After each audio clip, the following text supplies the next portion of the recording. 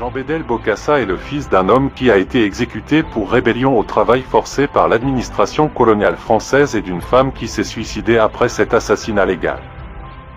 De colonel en 1966 à général, puis maréchal et président à vie en 1972, il en vient à se faire proclamer empereur le 4 décembre 1976. Voici l'histoire du plus grand dictateur de tous les temps, Jean Bédel Bokassa, l'ex-président de la Centrafrique.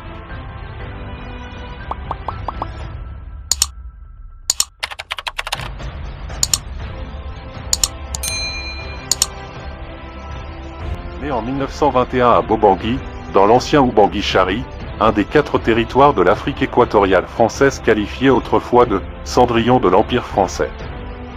Orphelin à 6 ans, il est élevé par les missionnaires.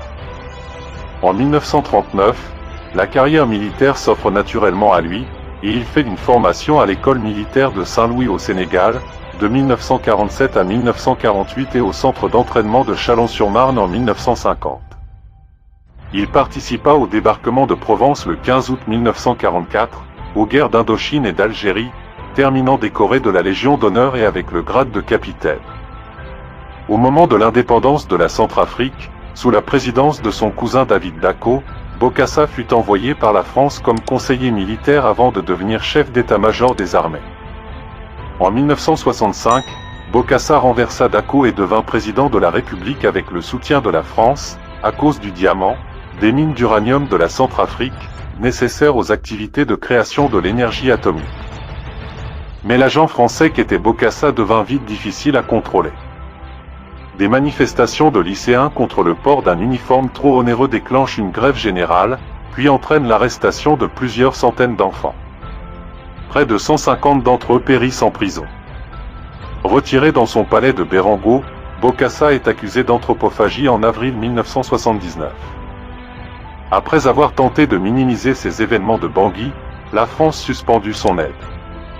Autoproclamé président à vie en 1972, Bokassa se convertit à l'islam en 1976 et se rapprocha de Kadhafi. Il avait adopté les méthodes de parodiant Napoléon, il devint ainsi un dictateur cruel et sanguinaire. De graves accusations de corruption, de fortune personnelle considérable, dans un pays aussi pauvre, ternissent sa réputation à l'étranger.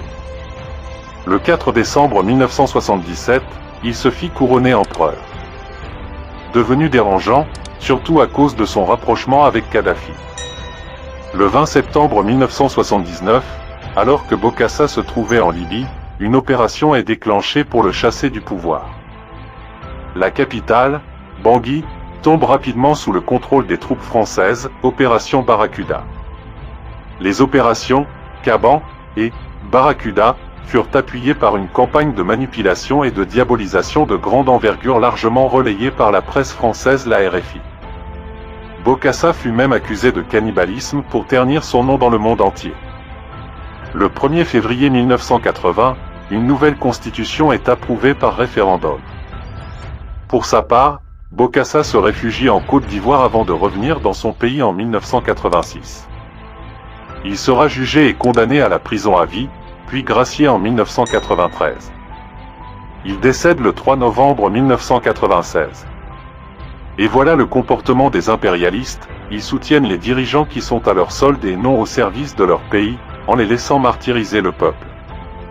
Une fois qu'un président défend les intérêts de son peuple, ces Occidentaux déclenchent une opération de propagande pour pousser le peuple à le détester et aussi ternir son image dans le monde entier, avec l'aide de leurs médias, afin de le remplacer avec un valet, qui va se soumettre et défend leurs intérêts.